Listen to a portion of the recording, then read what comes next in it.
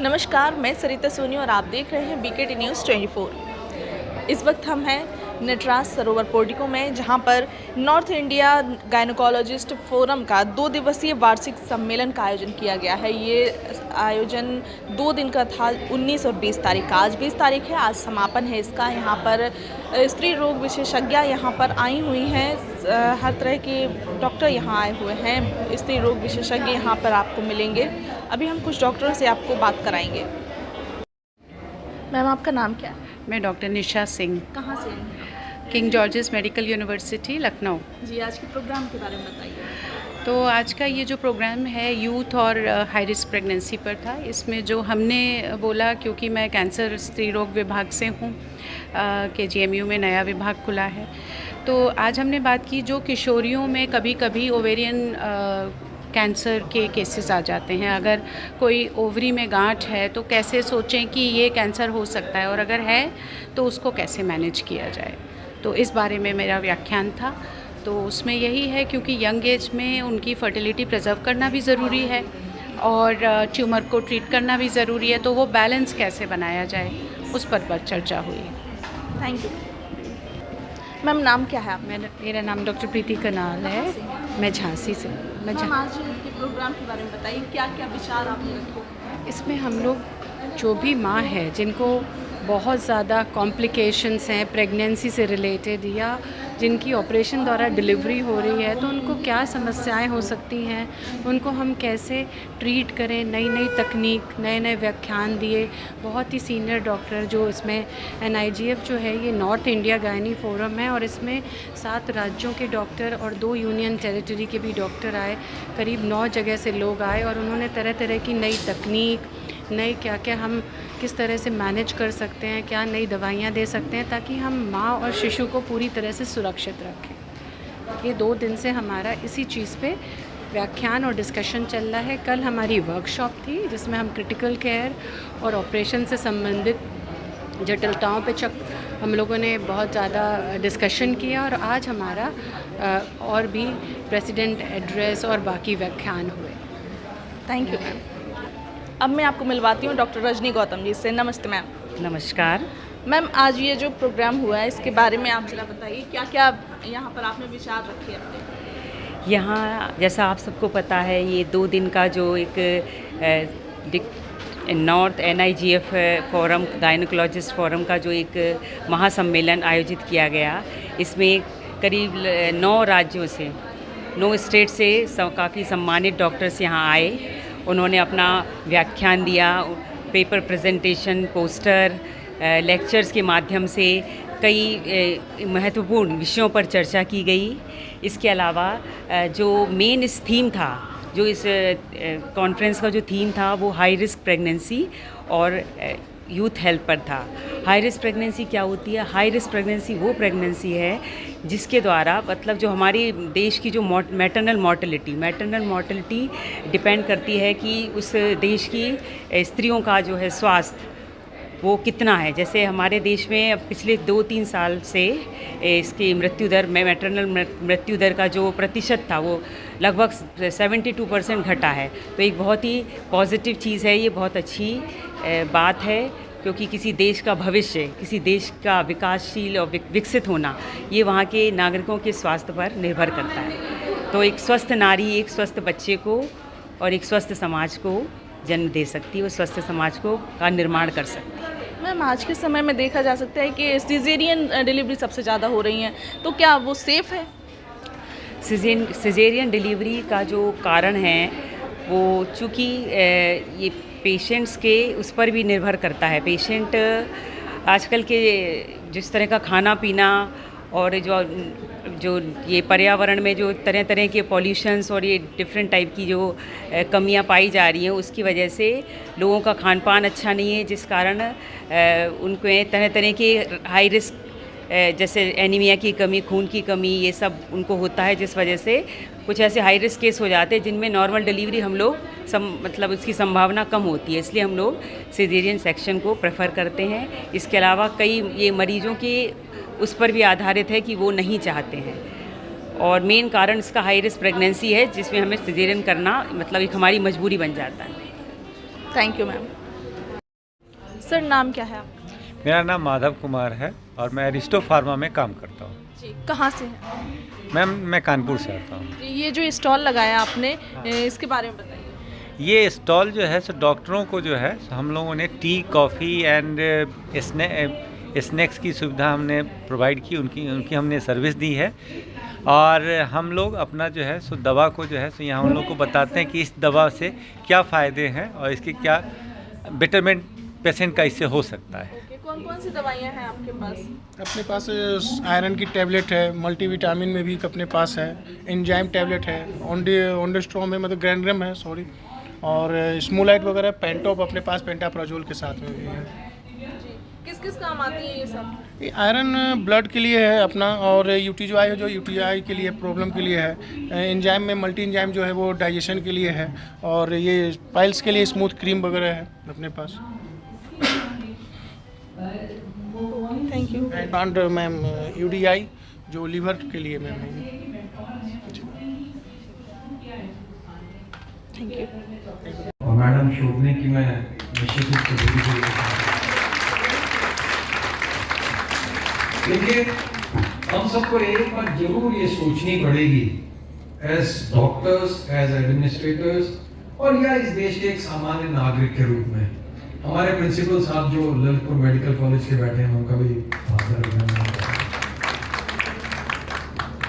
कि हम किन परिस्थितियों में काम कर रहे हैं, हमारा टारगेट ऑडियंस कौन है, और तब आप पाएंगे कि हमारी चुनौतियां उन देशों की चुनौतियों से निश्चित रूप से भिन्न हैं, अलग हैं, जो रिसर्च पेपर्स पब्लिश करते हैं। जो रिसर्च पेपर्स पब्लिश करते हैं उनके पास बहुत सोफिस्टिकेटेड इंस्ट्रूमेंट्स हैं, उनके पास मेडिकल आउटरीच की बहुत सिस्टम्स हैं। लेकिन इसका एक फ्लिप साइड भी है, और वो फ्लिप साइड ये है कि विदेशों में अगर आपको डॉक्टर को अपॉइंटमेंट लेना तो आपको 6 महीने बाद की अपॉइंटमेंट देते हैं। हमें ये समझना पड़ेगा कि हमारे इंफ्रास्ट्रक्चर के ऊपर, हमारे मेडिकल इंफ्रास्ट्रक्चर के ऊपर कितना लोड है, और उस लोड को कैटर करने के लिए क्या हम इक्विप्ड हैं या नहीं। तो इसकी जो पहली प्राथमिकता है, मुझे बड़ी खुशी मैम यहाँ पे प्रस्तुत कर रही थी, मैं आपका नाम नहीं जानता मतलब मैं बोलना चाहता था, जो बता रही थी कि 1 मिनट नहीं 60 सेकंड महत्वपूर्ण, जो बता रही थी कि आपके मैनुअल्स आपके ऑपरेशन थिएटर में लिखे हुए, टाइप करे हुए, लगे हुए होने चाहिए। आज देश में बहुत बड़ी चुनौती वो ये है कि हमारे पास paramedical staff, trained paramedical staff उपलब्ध नहीं। हम लोगों ने कोरोना की बहुत बड़ी चुनौती को इस देश में बहुत कामयाबी के साथ हैंडल करके पूरे विश्व के सामने एक मिसाल प्रस्तुत करी थी, लेकिन तब भी चुनौती एक पैरामेडिकल, ट्रेन्ड पैरामेडिकल स्टाफ की थी। न बजाय इसके कि हम केवल सरकारी तंत्र के, या बजाय इसके कि हम केवल उनके सर्टिफिकेट के बेसिस पे उनका मूल्यांकन करें, क्या यह संभव नहीं है कि हम अपने हॉस्पिटल की, अपने नर्सिंग होम की, अपने शहर की, अपने मोहल्ले की कोई ऐसी डेडिकेटेड टीम तैयार कर दें जो निश्चित रूप से हमें पैरामेडिक की सेवाएं उपलब्ध करा दे जब हमें आवश्यकता पड़े। ये काम कोई भी कर सकता है, मैं समझता हूं कि ये काम कोई भी कर सकता है, बशर्ते अगर आपका कार्यालय, आपकी रिपोर्टिंग टाइम 9:30 बजे है या 9 बजे है, आप उनको 15 मिनट पहले बुलाइए, आधा घंटे पहले बुलाइए, दिन भर की ब्रीफिंग करिए कि आज देखिए आज हमारा ये एक विषय, 15 मिनट पे आप अगर अपने ज्ञान से उनको बता देंगे कि भाई ये चुनौती अगर आएगी तो हमें ऐसा करना है, तो मुझे लगता है कि उनका जो स्किल अपग्रेडेशन है वो डेफिनेटली बहुत ज्यादा बढ़ जाएगा। केवल 15 मिनट आपको निकालना है। फौज में एक सिस्टम होता है, जब वो दिन स्टार्ट करते हैं तो जो वहां का कमांडिंग ऑफिसर है वो अपने सारे ऑफिसर्स के साथ बैठ करके दिन का एजेंडा तय करता है। ये प्रैक्टिस हम अपने कार्यालय में करते हैं कि आज दिन भर में हमें करना क्या। ये प्रैक्टिस कोई भी डॉक्टर अपने यहां पर कर सकता है। दूसरी हमारी चुनौती है कि हमारे यहां पर जो आने वाला क्लाइंट है वो उन समस्याओं से ग्रस्त है जो सामान्य रूप से हम और आप जिस स्तर पर हैं वो उसको समझता नहीं।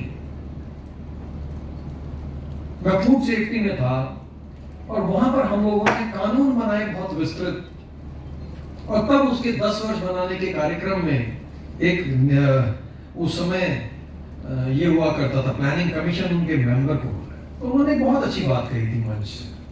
उन्होंने कहा कि हर चीज को रेगुलेट नहीं किया जा सकता, हर चीज को कानूनी प्रतिबंधों से नहीं बनाया जा सकता, इसी प्रकार से हर चीज को मेडिकल साइंस लगा करके भी हल नहीं किया जा सकता। कुछ चीजें मानवीय संवेदनाओं से जुड़ी, कुछ चीजें जागरूकता से जुड़ी, कि केवल डॉक्टर है, भगवान हमें जन्म देता है, लेकिन एक डॉक्टर जो हमें पुनर्जन्म देता है, और वो पुनर्जन्म का अवसर आपको बार बार उपलब्ध होता है। उस पुनर्जन्म के अवसर की जो शिद्दत आपको ईश्वर ने बख्शी, अगर आप उसमें मानवीय संवेदनाओं का कोई कोट लगा दें तो मुझे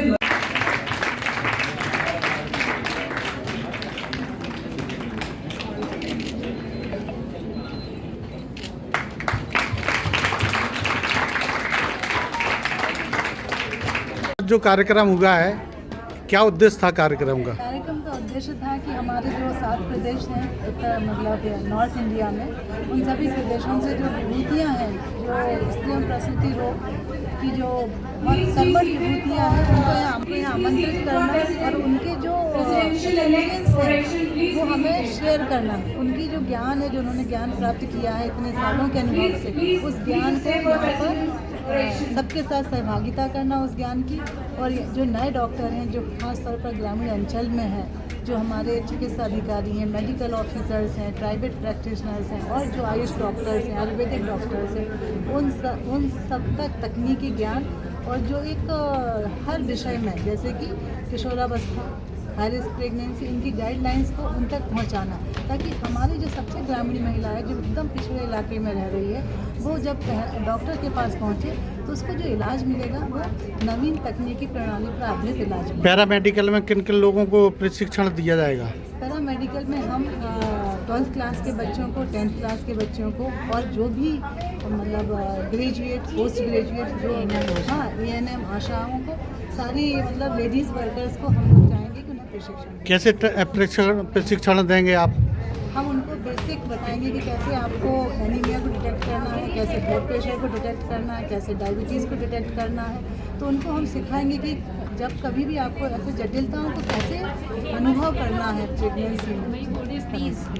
थैंक यू मैम। जैसा कि पूरे हिंदुस्तान से जो डॉक्टर क्रम हुआ है, इसके बारे में 2 शब्द कहें आप। हाँ, ये आज जो है जो नॉर्थ इंडिया गायनेकोलॉजिस्ट फोरम है, उसकी 3री राष्ट्रीय कॉन्फ्रेंस करी गई है यहाँ पे सरोवर पोर्टिको होटल में, जिसको NIGF और department of obs Giani medical college Jhansi और यहाँ की जो लोकल यूनिट ऑफ ऑक्सीटी उन्हें ऑर्गेनाइज किया है। इसमें लगभग नॉर्थ इंडिया के 7 प्रदेशों के लोग एक्सपर्ट्स जो इस फील्ड के हैं वो लोग पार्टिसिपेट किए हैं। उन्होंने उनकी क्लासेस हुई हैं, वर्कशॉप हुआ है, अपनी बातें रखी हैं। यहाँ के जो लोग थे उनका इंटरेक्शन हुआ है, और इसमें लगभग 400 से 500 जो गायनेकोलॉजिस्ट हैं उन्होंने पार्टिसिपेट किया। सबको अपनी नॉलेज इंप्रूव करने का, स्किल इंप्रूव करने का मौका मिला है, और इससे सोसाइटी में कैसे बीमारियों के प्रति लोगों को जागरूक किया जाए, इस पर भी काफ़ी डिस्कशन हुआ है। तो ये एक बहुत अच्छा कार्यक्रम किया। सर, बुंदेलखंड के लोगों को इससे कोई लाभ मिलेगा? ज़रूर लाभ मिलेगा। ये जब देश के बड़े बड़े प्रतिष्ठित जो विशेषज्ञ यहाँ आके अपने व्याख्यान देते हैं, यहाँ के लोगों को प्रशिक्षित करते हैं, और ये फिर यहाँ के लोग, यहाँ की जनता को उनका वो जो ज्ञान है, प्रशिक्षण उनके पास जाएगा, तो इससे बहुत फ़ायदा मिलता है। प्रशिक्षण में कौन कौन शामिल लोगों से? हरियाणा से, दिल्ली से, और राजस्थान से, जम्मू कश्मीर से, कई जगह से बड़े बड़े डॉक्टर्स जो इस फील्ड के मास्टर हैं वो लोग आए हैं, और यहाँ पे लगभग 400 जो डॉक्टर्स हैं उन्होंने पार्टिसिपेट किया है, जिसमें उनका योगदान रहा है। किन किन लोगों को देंगे ट्रेनिंग सर पैरामेडिकल में? पूरे जितने भी लोग डेलीगेट हैं सबको ट्रेनिंग दी जा रही है, और जिससे कि बड़े बड़े लोगों से उनका इंटरेक्शन हो, उनसे अपना कुछ क्लिनिकल स्किल उनकी बेहतर हो, तो सभी लोग इसमें प्रशिक्षित होंगे। सर एक मशीन आई हुई है सर यहाँ पर, इसके बारे में सर जो है यहाँ की रिक्वायरमेंट है बुंदेलखंड के लिए, तो उसके बारे में सर कुछ बताएं सर, जो इसके सर्विक कैंसर के लिए और वाइट डिस्चार्ज में काम करती है। नहीं, वो डिपार्टमेंट ऑफ गायनी का है, उसको डिटेल वो बता देंगे, लेकिन ये कि सर्वाइकल कैंसर के स्क्रीनिंग के लिए काफ़ी चल रहा है कि जिससे जल्दी ही इसको डायग्नोज कर लिया जाए। WHO की गाइडलाइंस भी है सब जगह मशीन देने के लिए जी। सर आप रिक्वायरमेंट भेजें जिससे बुंदेलखंड की जनता लाभान्वित हो सके। बुंदेलखंड की जनता के लिए जो भी सरकार की तरफ से बहुत योजनाएं दी जा रही हैं और हम लोग की तरफ से लगातार प्रयास है और सरकार से मांगा भी गया है। हम लोगों ने जो भी रिक्वायरमेंट है उसको भेजा जा रहा है और काफ़ी चीज़ें हम लोग को। सर MRI मशीन 27-28 तक चालू हो जाएगी, 2027-28 तक? नहीं, MRI मशीन हमारी प्रोक्योरमेंट में है जी, और जल्दी ही हमें मिल जाएगी, क्योंकि जैसा कि हम लोग को पता है कि लखनऊ के स्तर से उसका टेंडरिंग प्रोसेस चल रही है और सभी को अलॉट हो चुकी है, हमारी झांसी को अलॉट हो चुकी है और तब तक के लिए व्यवस्था यहाँ करी। सर इतना बड़ा बुंदेलखंड है और एक MRI मशीन के लिए बुंदेलखंड वासियों को जूझना पड़ रहा है, ये तो बड़ा दुर्भाग्य है। हमारे यहाँ व्यवस्था ये करी गई है, उस सरकारी दर पे ही किया जा रहा है, प्राइवेट सेटअप भी किया जा रहा है और जल्द ही हमें लग रहा है कि हमें नई मशीन। लोग आशा भरी आंखों से आपकी तरफ देख रहे हैं। जरूर कि सरकार के हो गया है प्रयास है, हम लोग का भी प्रयास है और हमें एलोकेट भी कर दिया गया है, झांसी मेडिकल कॉलेज को एलोकेट कर दी गई है। जैसे ही प्रक्रिया पूरी होती है हमें नई मशीन। धन्यवाद सर। सिटी मशीन मिल गई वैसे हमारे। धन्यवाद सर। धन्यवाद मैम, नमस्कार। ये जो कार्यक्रम हुआ है इसका क्या उद्देश्य है कार्यक्रम का? ये एक्चुअली जितने भी हिंदी भाषी देश हैं उनकी एक सोसाइटी है, तो उस सोसाइटी से हर थोड़े दिनों में कॉन्फ्रेंस होती है। ये 3rd कॉन्फ्रेंस है मैम के टेन्योर की, जो झांसी में हुई है। तो जितने भी 7 स्टेट्स हैं उनके बहुत सारे लोग आए हैं, सारे डॉक्टर्स हैं, और ये जो होता है ना कि डॉक्टर्स की भी ट्रेनिंग, ये वो वाला प्रोग्राम है जिससे और चीज़ें जितने भी रीसेंट एडवांसेस होते हैं, जो भी चीज़ें होती हैं, उनको हम लोग रोज़मर्रा का जो हमारा ट्रीटमेंट है उसमें हम लोग शामिल कर सकते हैं। पैरामेडिकल के किन किन लोगों को प्रशिक्षण दिया जाएगा? वो तो एक हमारा आगे मोटो है कि हम लोग सारे पैरामेडिकल के जितने भी लोग हैं उनकी बहुत अलग अलग सबकी टीम्स बनाई गई है कि हमें कैंसर अवेयरनेस के लिए क्या करना है, हमें ब्रेस्ट के कैंसर के लिए क्या करना है, हमें ब्लड की कमी ना हो लेडीज़ को, पौष्टिक न्यूट्रिशन के लिए क्या करना है, मतलब जितनी भी चीज़ें हैं, कॉन्ट्रासेप्शन, पेशेंट फालतू में गर्भवती ना हो, फिर अबॉर्शन ना कराए, सेफ अबॉर्शन है, वो सारी टीम्स बना के वो सारे आशाओं को भी और गांव के लोगों को भी प्रशिक्षित किया जाए। इस समय जैसे बारिश का मौसम है, महिलाओं को और नई युवा बच्चियों को क्या संदेश देना चाहती हैं? कैसे बचाव करें, अपने टीटी लगवाएं, क्या मौसम का कैसा प्रकोप? देखिए, मेन जो बारिश के अगर सीज़न की आप बात करोगे तो सबसे इम्पॉर्टेंट चीज़ है कि आप बाहर का खाना मत खाइए, थोड़ा सा हाइजीन मेंटेन करिए। जैसे हम कोरोना टाइम में कोरोना से डर के हाथ धोते थे, सारी चीज़ें हाइजीनिक तरीके से करते थे, वापस हम वो सब करें जिससे हम बरसात के इन्फेक्शन से बच सकें। लड़कियों को टीटी कितने महीने में लगवाना कंपलसरी होता है? लड़कियों को टीटी नहीं, सी टेटनस एक ऐसा इंजेक्शन है जो लड़कियों वगैरह को तब लगता है, या किसी को भी जनरल में, अगर उसे कोई भी जंग लगी हुई चीज़ से चोट लगे तो। अदरवाइज़ जो प्रेग्नेंट पेशेंट्स होती हैं उनको लगता है, वो सबका अपना अपना है, गवर्नमेंट सेक्टर में जल्दी लगाते हैं, पर हम लोग जो प्राइवेट सेक्टर वाले हैं वो 5 मंथ कंप्लीट होता है तब लगाते हैं और 6 मंथ कंप्लीट होता है तब सेकंड डोज लगाते हैं, जिससे कि और अब ऑलमोस्ट टेटनस बिल्कुल इराडिकेटेड है। आजकल बच्चों में टेटनस इसीलिए नहीं मिलता है क्योंकि ये एक ऐसी चीज़ है जो सरकार ने इतने पहले मुहिम चलाई थी और वो चले जा रही है। आज की कार्यशाला में कितने कहाँ से चिकित्सक आए? आज की कार्यशाला में सब जगह से आए हैं, देहरादून से हैं, पंजाब से हैं, जम्मू से हैं, जितने भी देशों में हिंदी बोली जाती है, नॉर्थ स्टेट्स में, एक्चुअली नॉर्थ वाले जितने स्टेट्स हैं सब जगह से हैं। तो प्रशिक्षण में क्या आप भी शामिल हैं उस मुहिम में? हमने है, सबने भी सिखाया है। जी जी। सबके अपने अपने रोल्स हैं। ये डॉक्टर रेणु चंद्रा मैम है उरई से, काफ़ी सीनियर गायनेकोलॉजिस्ट हैं उरई की। जी जी। जैसा कि अपना बुंदेलखंड काफ़ी पिछड़ा क्षेत्र है और जागरूकता की काफ़ी कमी है महिलाओं में, बच्चियों में, तो क्या कहना चाहती हैं आप अपने? देखिए, धीरे धीरे बुंदेलखंड उससे बाहर आ रहा है जिसे आप पिछड़ा कहते हैं। बुंदेलखंड की भी बच्चियां बाहर निकल रही हैं, नाम कर रही हैं। बुंदेलखंड की भी महिलाएं अब उस तरह से 24 घंटा घर के अंदर बंद होकर पर्दे में काम नहीं किया करती। तो पहले तो ये मिथ निकाल दीजिए कि बुंदेलखंड में लोग बहुत पिछड़े हुए हैं, महिलाएं बहुत पिछड़ी हुई हैं। हाँ, उनको शिक्षा के अवसर पूरे मिले, जो कि अब मिल रहे हैं। प्राथमिक शिक्षा से लेकर के उच्च शिक्षा तक की सब व्यवस्थाएं हैं। बच्चियां पढ़ रही हैं और पढ़ाई ही वो चीज़ है जिससे कि वो अपने पिछड़ेपन से बाहर आ सकें। Thank you. कि आज बड़ा खर्च का विषय है कि झांसी I मंदिर में request Sadhana ma'am to felicitate special guest Sodan Singh sir. के सभी लब्ध प्रतिष्ठित गायनेकोलॉजिस्ट डॉक्टर्स ने यहाँ पर सहभागिता करी है और इस पूरे सेशन में बहुत टेक्निकल सेशंस हुए हैं जिसमें कि वुमेन हेल्थ के ऊपर और बच्चों की हेल्थ के ऊपर चर्चा की गई है।